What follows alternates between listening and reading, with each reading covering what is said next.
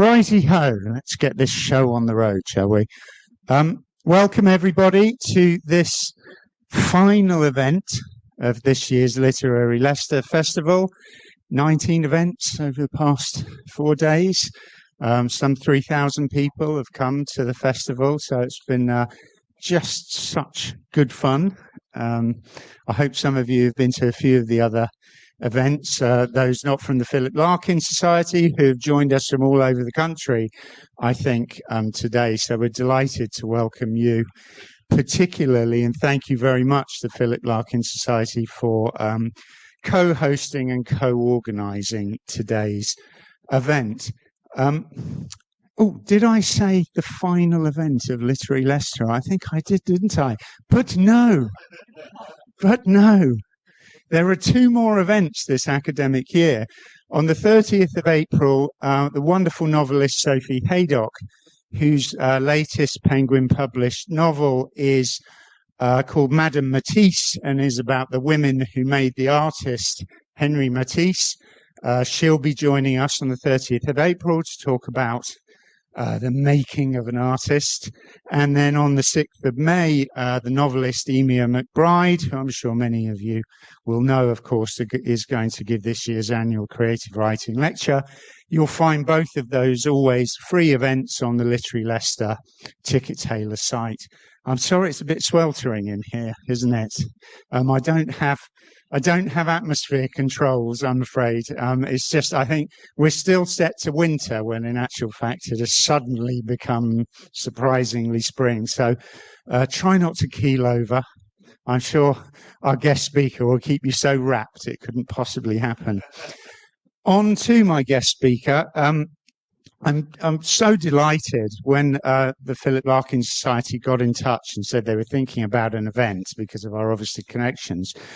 When they said it was Professor Kelvin Everest, it was a real joyful surprise because I've known Kelvin off and on for many, many years, and we used to play, well, crap cricket in 2 different London teams, and he faced me many times as I was trundling in and trying to twist my arm over.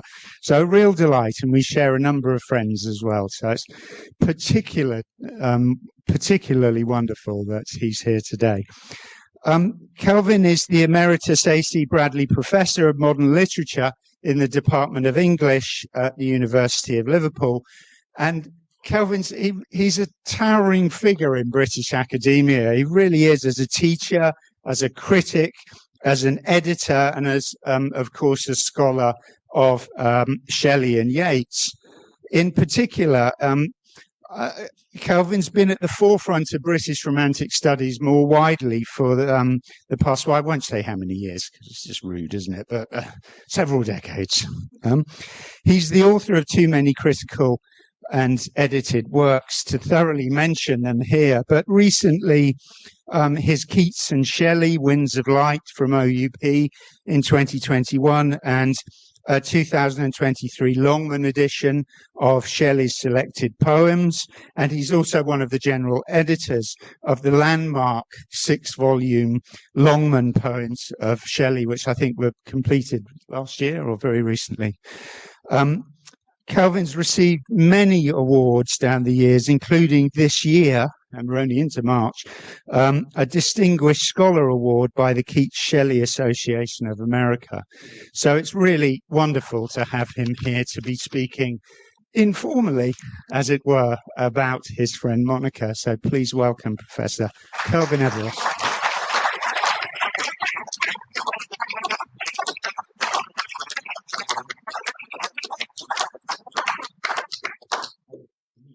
Oh yeah, I've got a few pictures.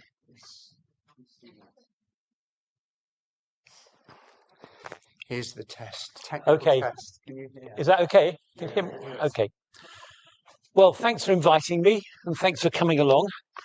This is not a scripted talk. It's very informal, and I do hope that you'll have questions for me, because that will remind me maybe of things that I haven't thought to say.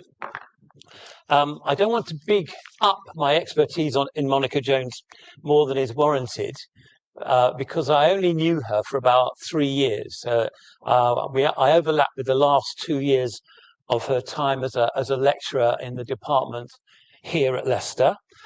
And then we kept going for about a year after that, I think. One of the funny things about being asked to do this talk is that I've been trying to remember what happened, in what order. I don't have that clear a memory this morning. So it has been odd. It's been odd walking around the campus because my wife and I left here in 1991, which it seems like yesterday. But in fact was a hell of a long time ago. I can see some people in the audience probably weren't born in 1991.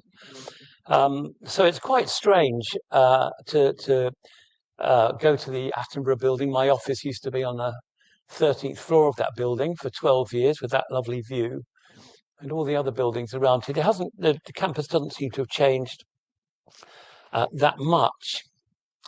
So I've got some, not many, but some memories of Monica and some accounts of her to share with you, which I don't think are otherwise in the public domain.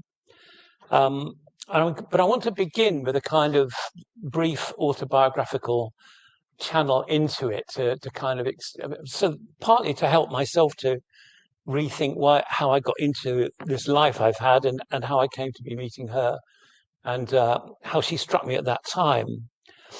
I've reread in getting ready for this talk the John Sutherland book, which at least I'm sure that those of you who are in the Larkin Society will have read it. If you're just here as a member of the general public, I strongly recommend it.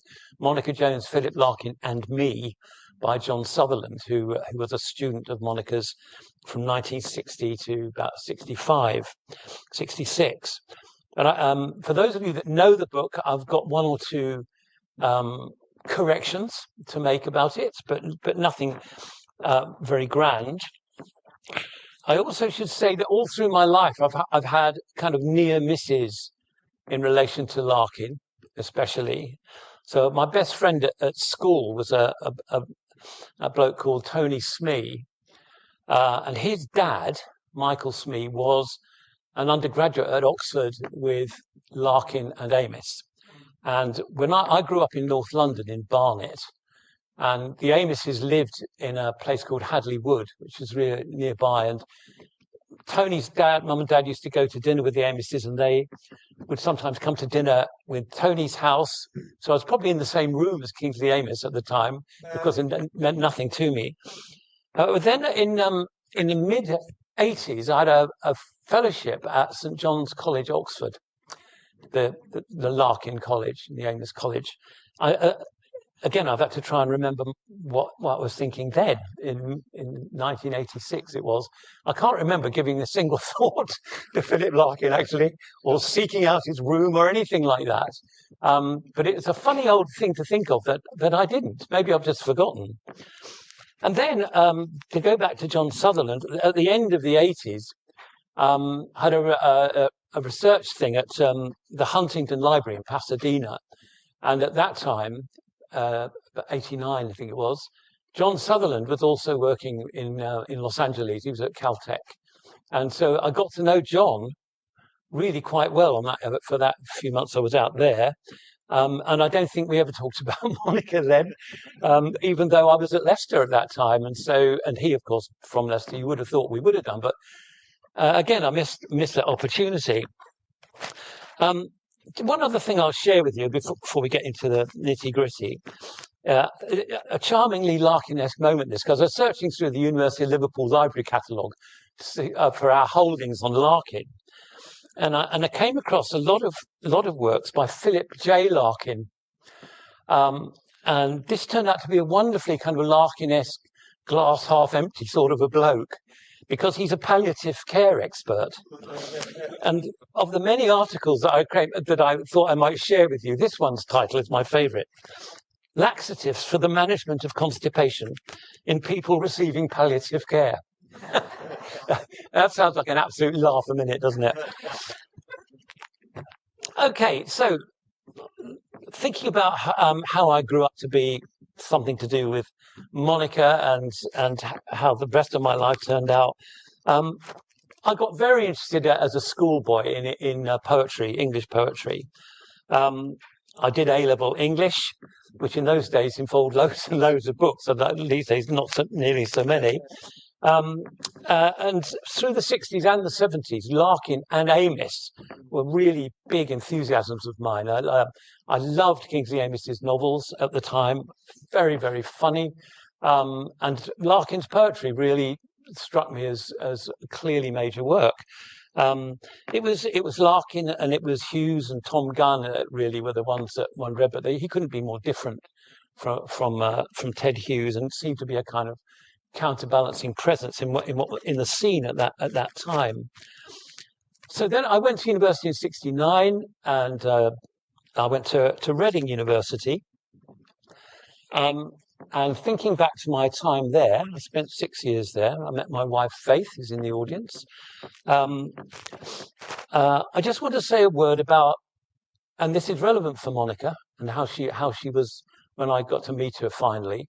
I want to say something about English departments. I don't know how many of you did English degrees, maybe quite a few of you, and spent time in English departments.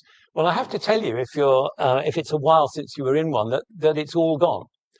The English is under, I'm not kidding, it's like classics was in the 1970s. Its applications are plummeting. Very bright teenagers who are interested in culture don't really read books like one used to. There is just too much else going on. And departments are closing all over the place.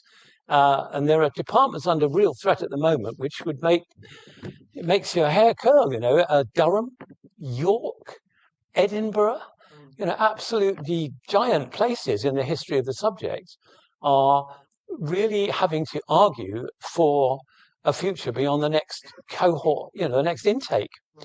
So I think I was really lucky to enjoy what we have to think of now as an absolute golden age of studying English literature at university level, and I feel so privileged that I did. But it was a world and a culture, very kind of distinctive, in which Monica was completely at home. Now, you get the sense from various accounts of her that she was some kind of crazy, extreme one-off person, but actually loads of people like Monica. When I went to Reading University to do English,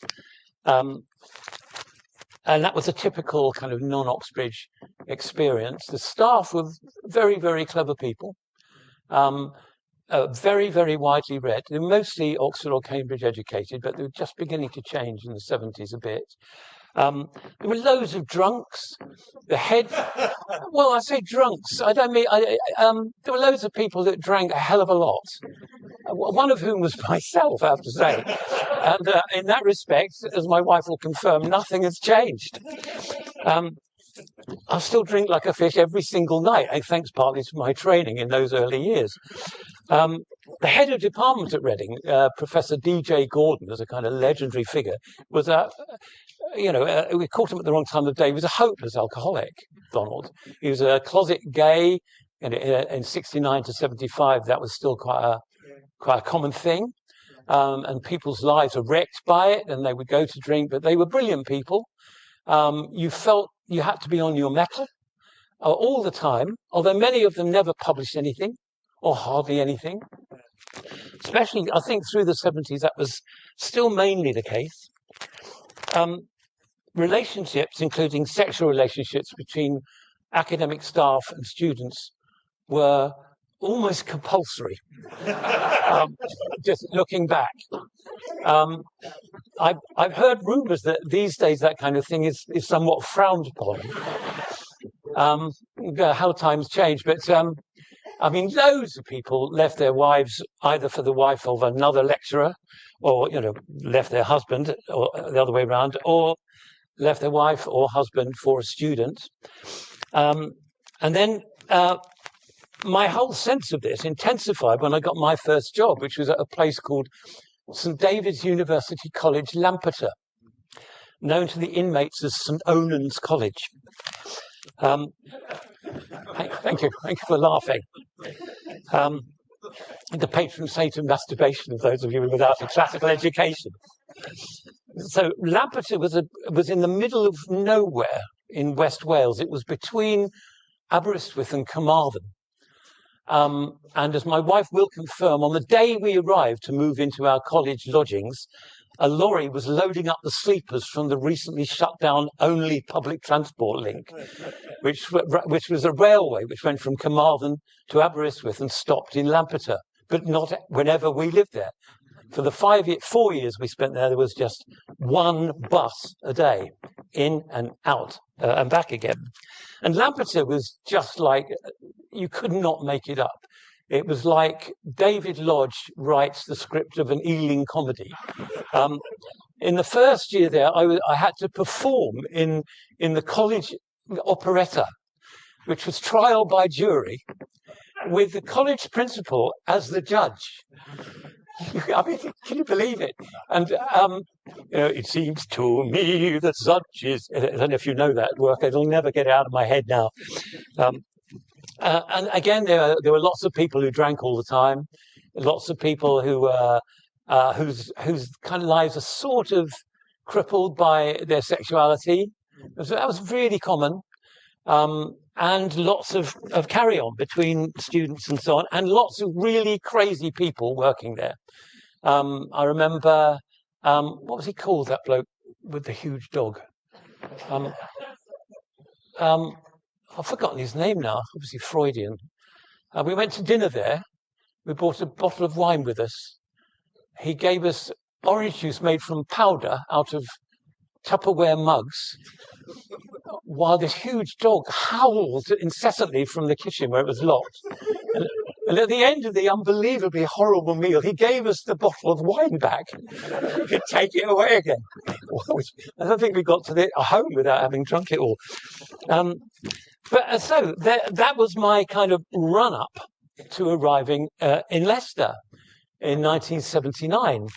So I was still only 28 when I got the job. I seem to have been in education forever by then. I just turned 29, just as I was starting the actual job. Now, Leicester, again, it didn't have so much of the Ealing comedy side that Lampeter did, but it had all sorts of really interesting people and interesting situations. So the poet G.S. Fraser, George Fraser, and his charming wife Paddy was I think he just retired, but he was still around. George was a really big drinker, but also a great talker and marvelous company. It's a true story about George that some of you have been in the Attenborough building, right? The 17 stories high thing. My office on the 13th floor. It wasn't me, but somebody met George going in the kind of ground floor bit and stopped. And he was always very happy for a chat, and he chatted for a few minutes. And then when they'd finished, George said, could I just ask you, when we started talking, was I going out or coming in? That's George for you. There was Philip Collins. I hope you weren't one of his wounded. No. Now Philip was larger than life and positively Dickensian, which is just as right as well, because he did work only on Dickens, as far as I'm aware. He wrote lots and lots of books about Dickens. He had an extraordinary kind of made-up accent. I don't know what that accent was concealing. He spoke very loudly. He, like everyone else, had run off recently with one of his students. He was about 30 years younger than him, I presume, at the time. There were two language guys, Claude Luttrell and Ken Phillips. Ken Phillips wrote a book called Jane Austen's English, which some of you may possibly have come across. Now, the interesting thing about Claude and Ken was that at some point in the distant past, they had fallen out incredibly acrimoniously and never ever spoke to each other a single word ever again, including all the time that I was there, 12 years. And they departmental meetings, seemed to happen all the time. Not a word, just a kind of smouldering, bitter loathing, with no known cause or reason for the rest of us. And there was Arthur Humphreys, who was the person that, according to Monica, had kind of ruined her career because he was brought in to bring Leicester University English up to speed with what was going on in the wider world in the 60s, which I'll come back to in a moment. And there was a guy called John Goff. My colleague Gordon Campbell is in the audience here, so you'll remember. John Goff was another weird one. He dressed in a very dandyish, kind of like a closet gay banker sort of outfits. Slightly ostentatious ties, very nicely cut suits. But he spent all of every departmental meeting wholly absorbed in writing complex pencil diagrams of British rail siding systems. I'm not kidding. That's what he did for hours on end. And so by the end of the meeting, there'd be a main line coming in, and it sort of go out like that, and then there'd be another bit there. So that was John. There were some women who had joined Monica there, and very distinguished academic women. Lois Potter, who went to a chair in the States and has now moved latterly back to England. There was Isabel Rivers, who was an 18th century scholar who went from Leicester to Oxford, where she was at St Hugh's, and I think she's emeritus at Oxford. There had been Isabel Armstrong, Professor Isabel Armstrong, one of the country's leading Victorian specialists, and I'm going to come back specifically to Isabel in a minute. There was a guy called Bill Myers, who ran a kind of staff seminar on literary theory, which had a big impact on me, actually, because another thing I should say about my arrival in Leicester at the end of the 70s is that through that decade, there was a very big expansion of student numbers and staff, and loads of hiring. And the hiring was of people who would be sometimes, so I was 24 when I got my job at Lampeter. So 24, 25, 26 would be a common thing. These were people who were fresh from graduate studies, completely into theory, Marxism, structuralism, feminism, psychoanalysis.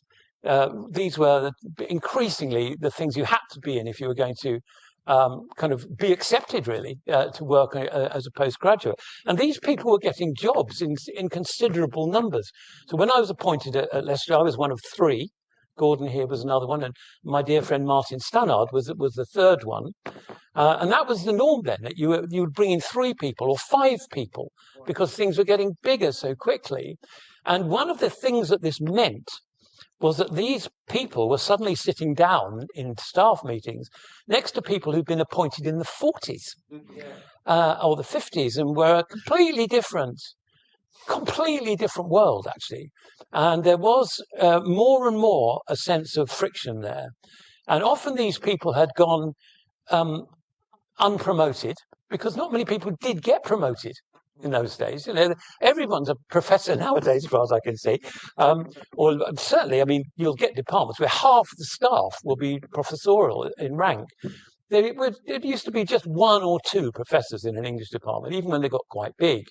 But these young thrusting people, of whom I was, of course, one, were a very different kettle of fish, and they weren't going to sit around being a lecturer for 5 or 10 years or for their whole life.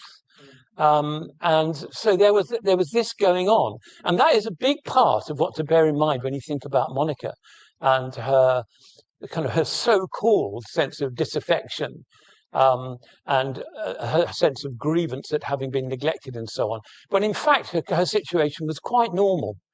There were loads and loads of people of her age in their 40s or 50s, in the late 70s, early 80s, who suddenly realized, without anyone having warned them, that they'd missed the boat. It had all gone on. It was now totally different. There were loads and loads of students. You couldn't have little tutorials anymore, only seminars, groups of 10 or something like that. No one-to-ones, not like it was in Oxford in the 40s. And so Monica's experience was actually part of a larger set of things going on. Okay, now I'm going on to September 1979, when I arrived here.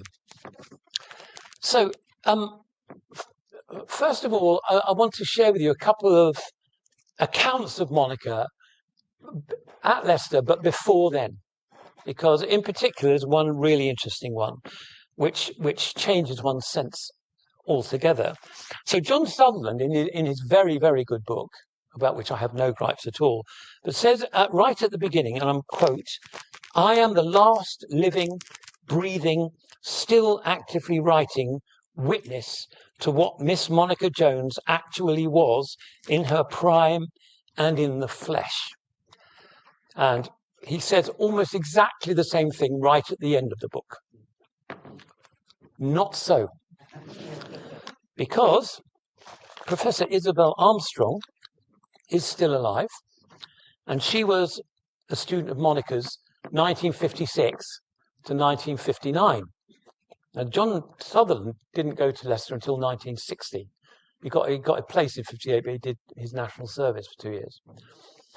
So I know Isabel, and I got in touch with her and asked her if she had any memories of Monica right back that far back. And she sent me this, and I'll just read it to you as she sent it to me. And the very beginning is quite startling, I think. When I read English at Leicester, 1956 to 1959, Monica was a very beautiful woman. I am afraid I have lost the tiny pencil drawing on a postcard I made when I was an undergraduate, which was made with affectionate amusement. Her hair, very Yeatsian yellow, swept up in a bun, leaning forward intensely as she sat, knees crossed, in a very short skirt, lots of leg. She would only have been 34 in 1956. Waving a cigarette holder. Brackets, did people really smoke in tutorials then? They smoked in tutorials in my day as well, when I was here. Draped in those strings of plastic beads which were popular then. I think they were called poppets. Her tutorials were always very intense and emphatic, and she was eloquent both on the history of the writer we were discussing and the characteristic qualities of her writing, their writing. There was a sort of drama about this. She came from a belles-lettres tradition and wasn't interested in what is now termed close reading, but which we called practical criticism. Her lectures were little essays in appreciation. She would sweep into the room in a gown. Brackets, everyone lectured in gowns. That was true when I was an undergraduate at Reading. People lectured in simple black gowns. And she would immediately place an author through biography and the critical commentaries of their contemporaries, and then pass on to their unique qualities. Her lecture on Samuel Johnson was a triumph of her kind of rhetoric, ending with the matter of his soiled linen as absolutely irrelevant to his genius. That's a fundamental truth of life, isn't it? She loved the student essay that had some affect and was appreciative. I don't think she liked the rather grim analytical style I had then, but she was generous. Every student received up to 2 pages of comment at the end of every essay. She resolutely did not publish, I suspect, to the irritation of Arthur Humphreys. I'll come back to that in a minute. They're not publishing. I think she regarded academic life as strictly dedicated to teaching and reading for lectures. And she was dedicated. The students, including me, held her in immense respect. Students always recognize the people who take them seriously. She was rigorous. Once a student asked permission to miss a tutorial to go to a family wedding. Missing the tutorial is your decision. It's not for me to give you permission to slip it. Incidentally, we had tutorials every fortnight, 3 of us usually, and wrote a fortnightly essay, which was always returned to us corrected and marked. This was for the main period course, but tutorials were also held for other courses. In my second year, I wrote an essay a week, which was always corrected in detail. I'll tell you now, that doesn't happen anymore either. I was so lucky. When I get to the end of this last paragraph, I'm going to read something. I've wondered about whether to read it out or not. It includes a grossly offensive racial slur. But I think it's important that I do read it out because it's part of the truth. And I'd be interested to take any questions or comments as well. So this is back to Isabel. I guess Isabel's about 90 now, actually. I was so lucky to have this passionate education from Monica. When I returned as a lecturer after, I think it must have been 7 or 8 years, she was not happy.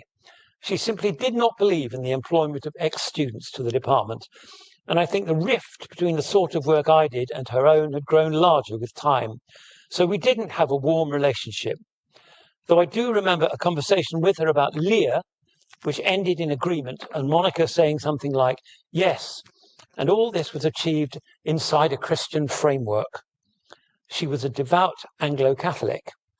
Actually, I shared this commitment with her at the time, but it didn't bring us together.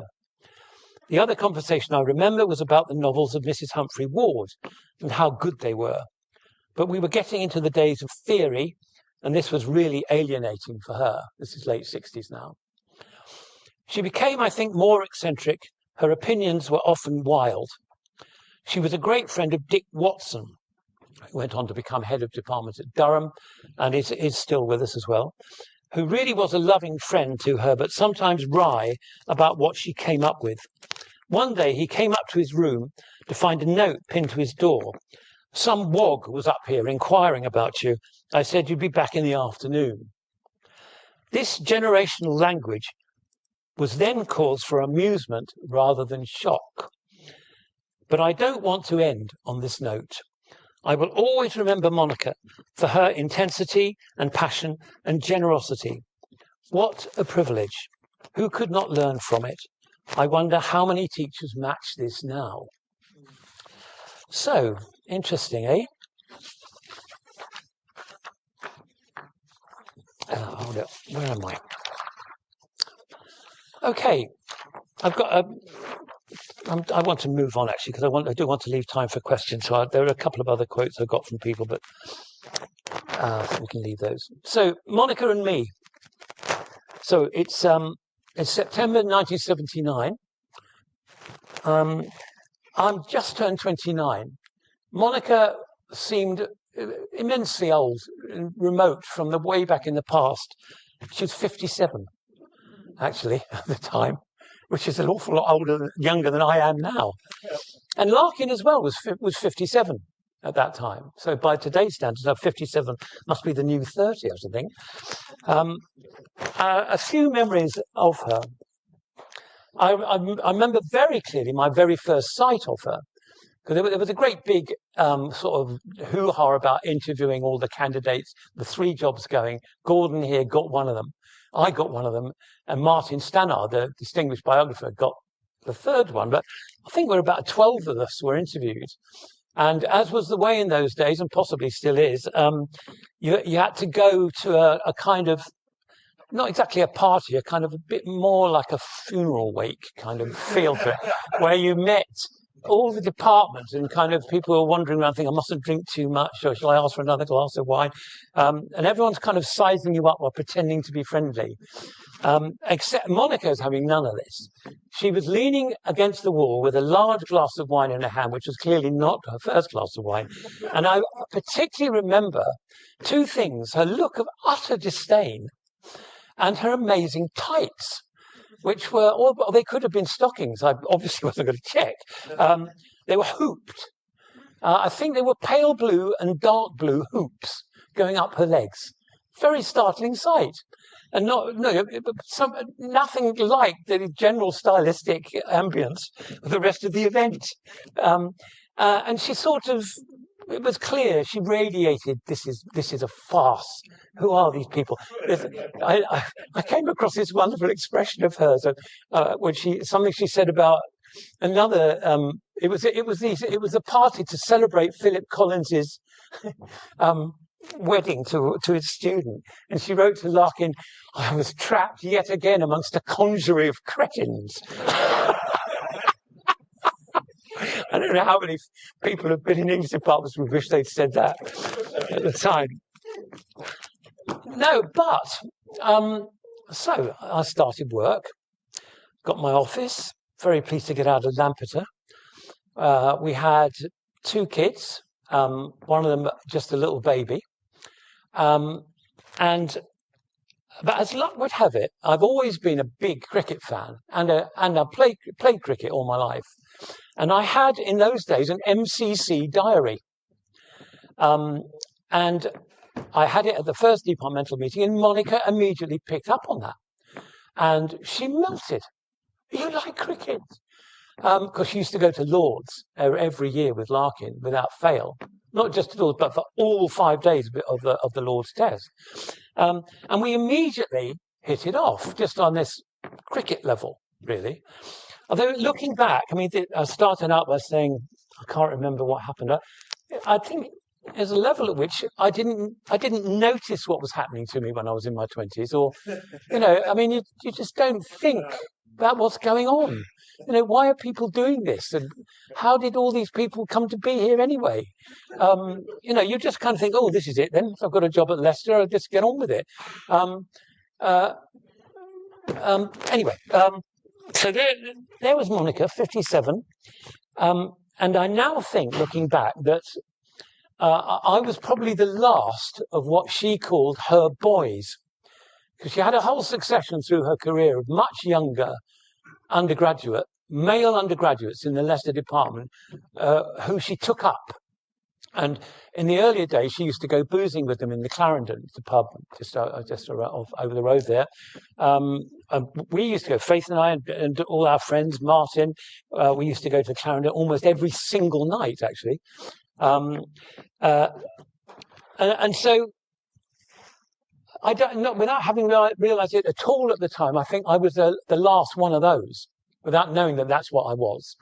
And there are one or two things which I talked about you might have heard the podcast I did for the Larkin Society about these memories, but one of them in particular I've been thinking about a lot, and it seems to me stranger and stranger.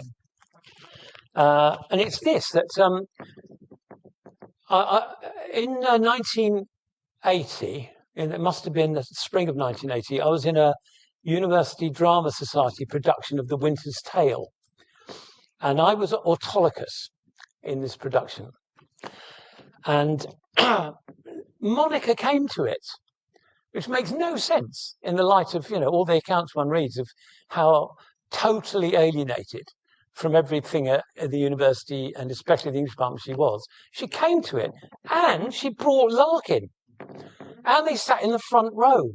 Now, you trying to play a Shakespearean comic role, and Philip Larkin sitting in the front row. You know, the king of this is crap. But even stranger than that, the fact that she not just came herself, but that she brought him and that he came, but they were both at the cast party afterwards. And this is one of my clearest memories of my whole thing there, because early on,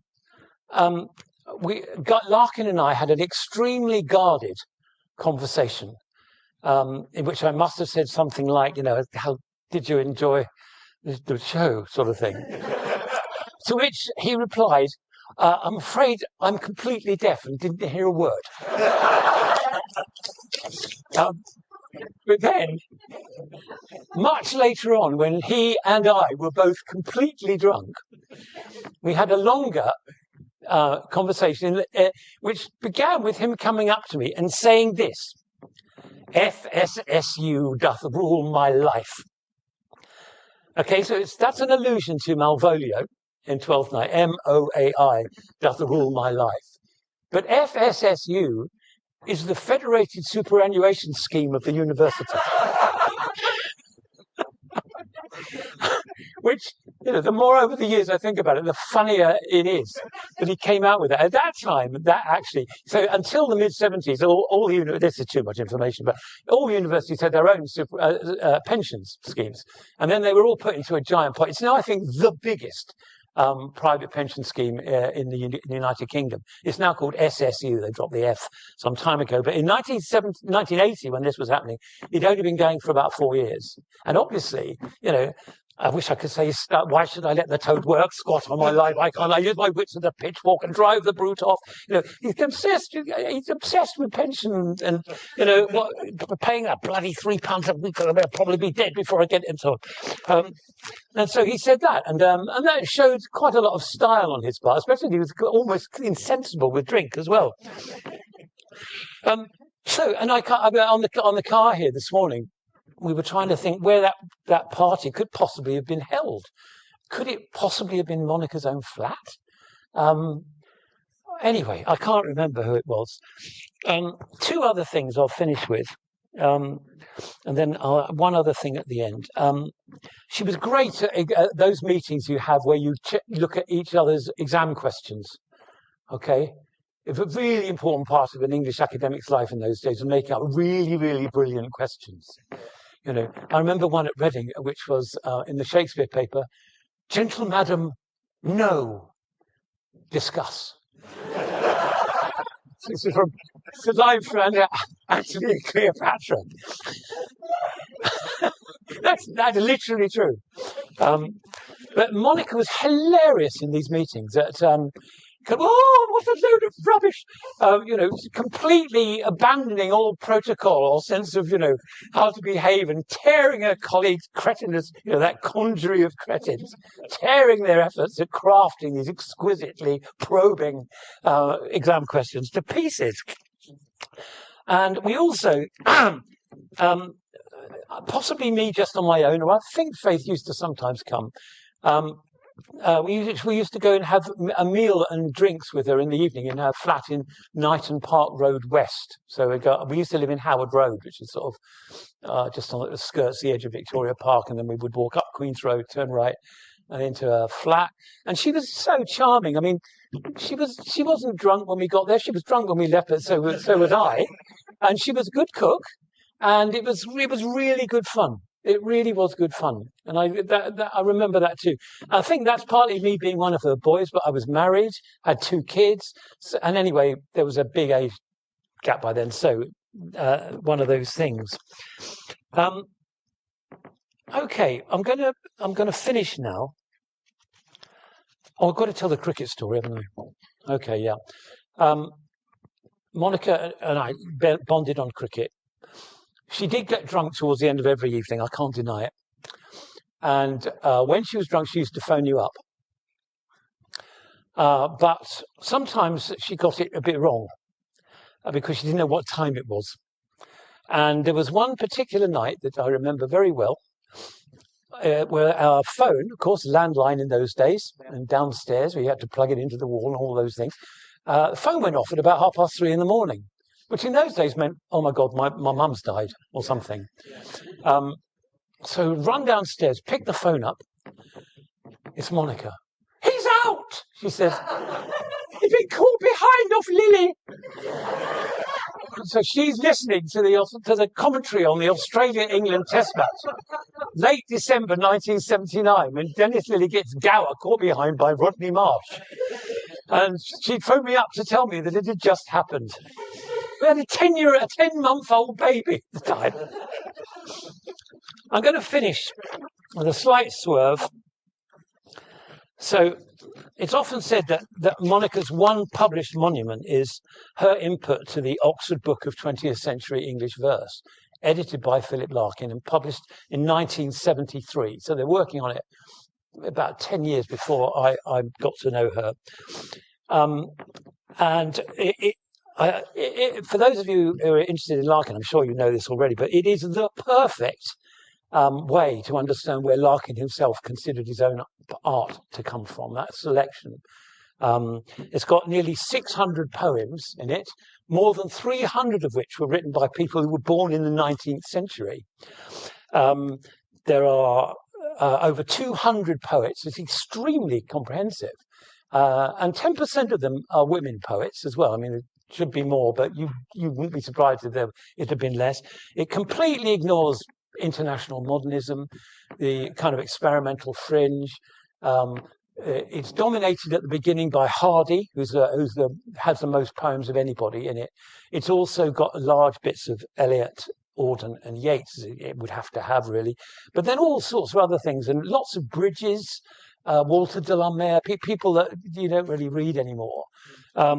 Very, very interesting collection from a Larkin point of view. There's only 2 acknowledgements at the beginning of the whole thing. And one of them is to Anthony Thwaite, obviously someone who collaborated with Larkin a lot. The other one is this, and I'll read out the whole sentence. I must record my indebtedness to Miss M.M.B. Jones for her constant encouragement and for many valuable suggestions for the book's improvement. In a sense, that's Monica's only appearance in print. At the beginning of that preface, this is how it begins. I have taken 20th century verse to mean verse written in English by writers born in these islands or resident here for an appreciable time who were alive during the 20th century and during it made or added to their reputations. Quite elaborate, isn't it? Now, the very first poem in the Oxford Book of 20th Century Verse shouldn't be in it by that definition. It's just one poem by the poet Wilfrid Scowen Blunt. Now, Blunt was born in 1840. It was 3 years after Victoria came to the throne and spent the next 60 years as a Victorian. His poetry, which is very good, especially love sonnets of Proteus, which is where the poem in the anthology comes from. But it's like George Meredith's Modern Love. It's a bit like Amour de Voyage, A.H. Clough. It's really Victorian stuff, no doubt about it. Blunt was his DNB entry describes him as hedonist, poet, and breeder of Arab horses. We all know someone like that, don't we? He was married to Byron's granddaughter, if you can believe it, Ada Lovelace's daughter, and his father had fagged for Byron at Harrow. So he's almost a Regency figure, or close enough to touch, anyway. Not someone that should be in the Oxford Book of 20th Century Verse. So why is he in it? And I'm going to conclude by reading that poem, which I think is a dedication to Monica. And I think that's why it's in there. I usually tear up when I read poetry, so you have to bear with me. It's a sonnet.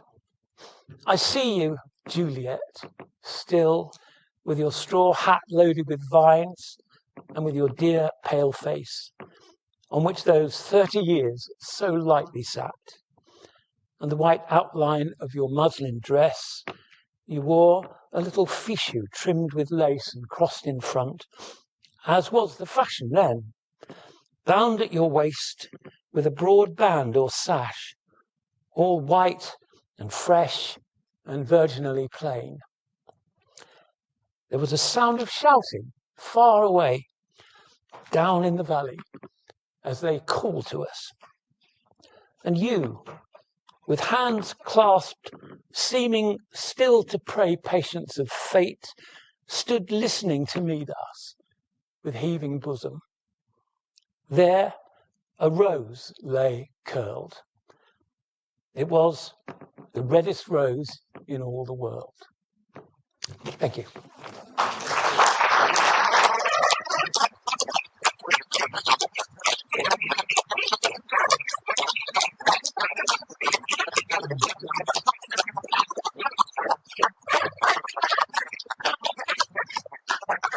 Boiling hot, excuse me. So we've got a microphone, so if anyone who wants to ask us, please speak into it.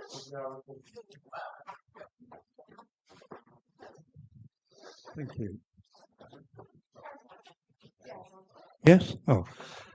Thank you very much for that absolutely superb presentation.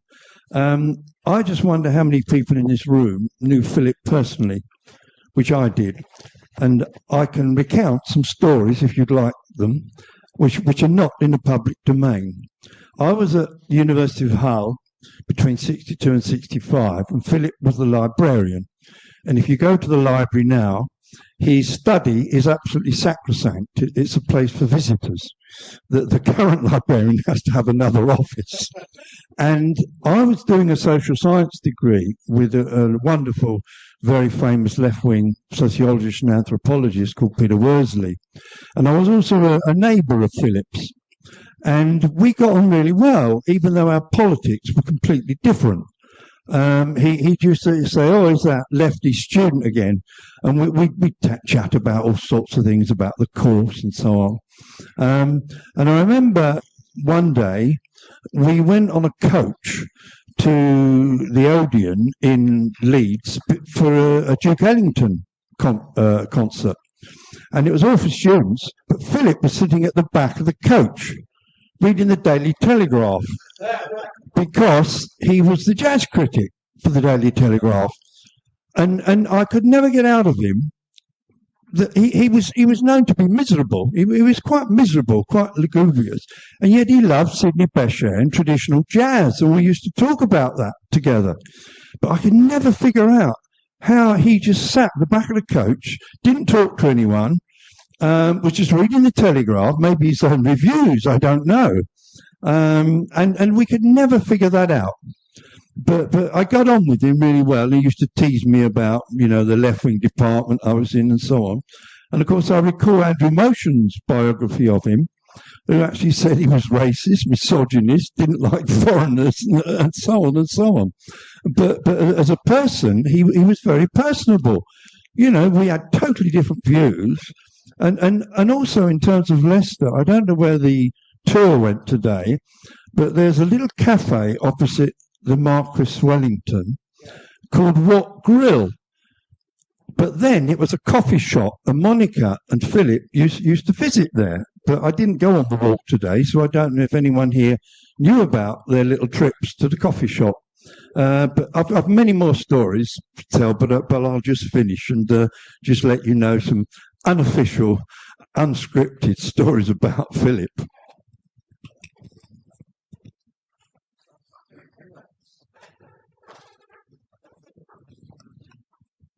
Hi, just a question really about John Sutherland's book. Were you in contact with Sutherland a lot about that? Did he ask your opinion? Did he talk to you or gauge any information? I wrote to him as soon as it came out, because I just wanted to point out to him that she wasn't as miserable and it wasn't as dark right at the end as the book made out, and he was absolutely appalled that he hadn't ever thought to have asked me. He talked to Martin Stannard, who's quoted a few times, and who actually tells that story about me being woken up in the middle of the night. But it was me it happened to. And Martin didn't know Monica at all, really. I mean, he was just, he arrived at the same time as us. So yeah, he was very pissed off. As I mentioned, we know each other. He just didn't think of doing it. It's easily done. There are loads of people alive who were taught by Monica or worked with her. Isabel Armstrong is one, but there's Lois Potter, Isabel Rivers, Gordon Campbell's in the audience here. There's Martin, there's me, and Rick Rylance, who was a postgraduate in the department at that time, and then ended up as the chief executive of the Arts and Humanities Research Council, Professor Rick Rylance, and he's going strong. And his wife Hilary Fraser did English with Monica here. So he didn't. I think he was so focused on exploring the letters, and the cache of material, which would have been all-consuming. There's an awful lot of it.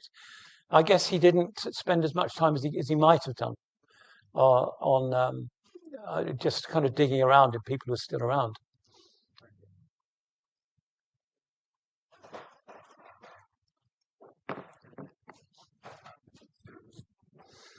Do you know anything about her relationship with Kingsley Amis and what she thought about Lucky Jim? Well, only what I've read. I mean, I wouldn't have dreamt of mentioning it to her. Oh, God. I mean, it's terribly cruel. It's hard to believe that Larkin could have fed, because Amis had never met him. Yeah, I mean, Lucky Jim's a very, very funny book, and you'd forgive it a lot for that. It's one of those examples of how art, is so cruel to reality. Yeah. You know, he used a horrible jeering account of Monica, which have been, you know, you can imagine them. They were young, drunk, academic intellectuals sharing a common language and things, and you know, it's just one of those things. But it is horrible. It is, and some of the things that Martin Amis said about her as well are really horrible, and A.N. Wilson about it. There must have been something about her which really attracted a certain kind of male antagonism. And she she was very much a lone person. You know, she didn't use the defences of sisterhood or theory, or you know, anything like that, or ideas about women's role or anything. She was just defiantly solo. Hi.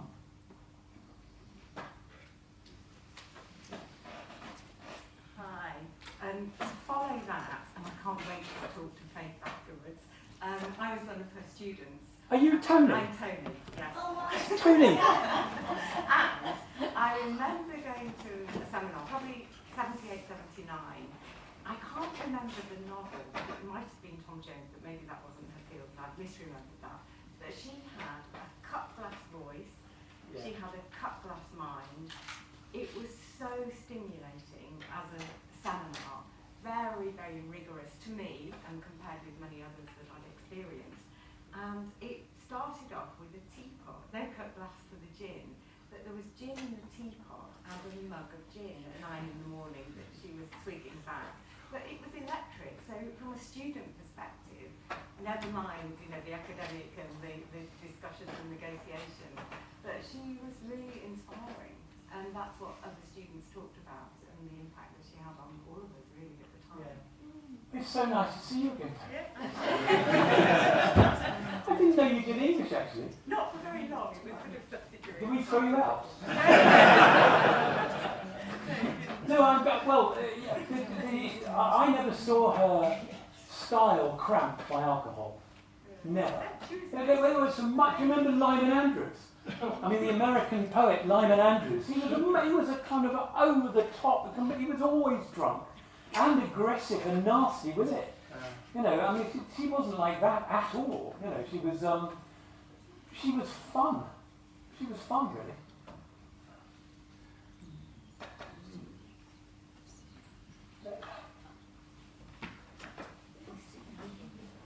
Thank you for such an entertaining talk.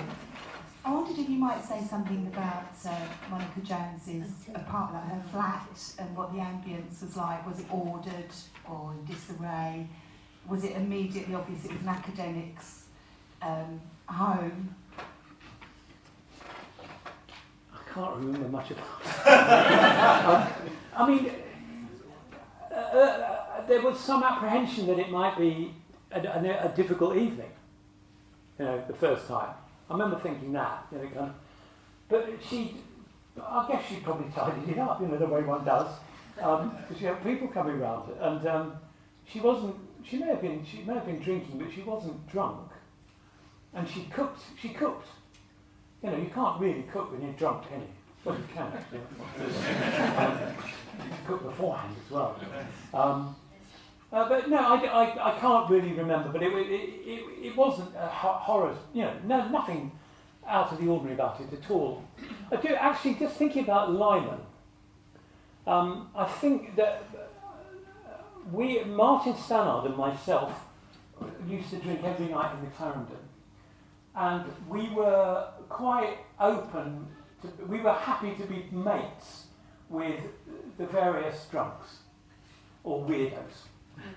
You know, it seemed like, you know, what the hell we got to lose, and I think we must have seemed like an unexpectedly genial breath of something a bit more bearable than Claude Luttrell and Ken Phillips kind of not speaking to each other for 40 years, and Arthur Humphreys was still around. He was retired, but he was still around, and he was still a rather dominant person. I remember once a couple of students in East Farm wanted to get married, and they went and asked his permission. Like the captain of his ship or something. Yeah. Well, we're about 5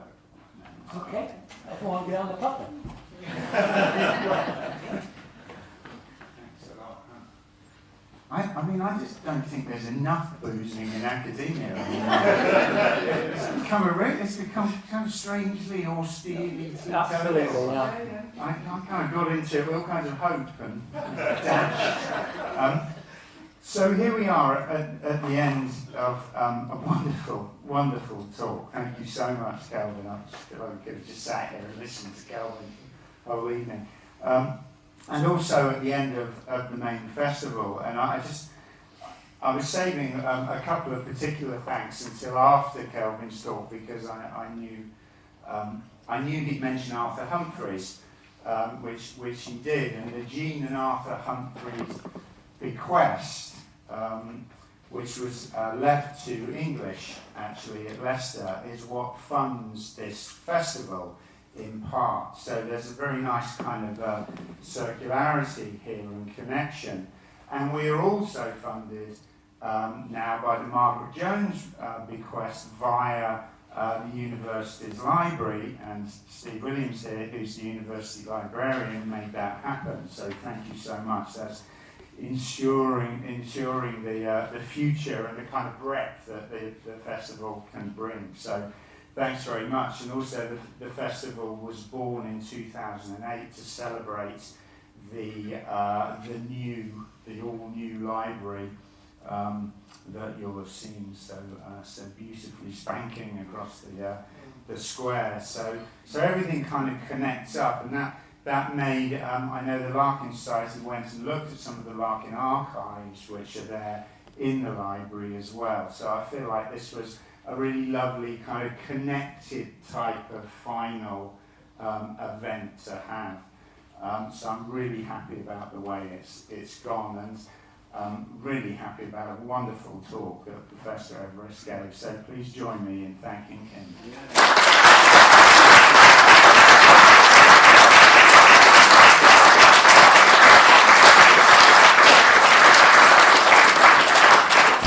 Can I use this?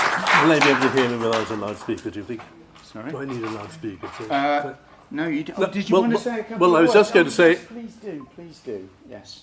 Everybody, in thanking Kelvin on behalf of the Philip Larkin Society, there are 20 of us here today, I'd just like to put your talk, Kelvin, your wonderful talk, in a little bit of context. We spent the morning, 22 of us, going round walking in the footsteps, literally, of Larkin and Monica. We looked at where they lived, we looked at where they drank, we looked at the cafe, the Tatler, which I think you referred to, and then we came back here to the university at lunchtime. And after lunch, we were very lucky to be shown some archive material, including Larkin's own letter of application to be assistant librarian in 1946. He wrote the letter. And photographs of Larkin in his robes in a procession and so on. And then we've had this wonderful talk from you, Kelvin. The day has just gone on getting better and better. And thank you so much for giving us some insight into what universities were like 40 years ago, when many of us were at university, the drinking habits and so on. But above all, that insight into Monica. What a wonderful person she was. What a wonderful teacher she was. I think this is sometimes lost in the sort of popular mythology about Larkin. And the very fact that she wrote such detailed comments on people's essays was an indication of what a good teacher she was for so long, for so many people. And above all, thank you so much for including at the very end that delightful little sonnet of Blunt's. It was beautifully put together, your talk. I thought, thank you so much. It's exactly what we wanted. And so please accept on behalf of the Larkin Society this modest, very modest token of our appreciation, a book which has nothing to do with literature, but something to do with something that you and Monica both enjoyed very much. So thank you very much. Shall I open it? Please do.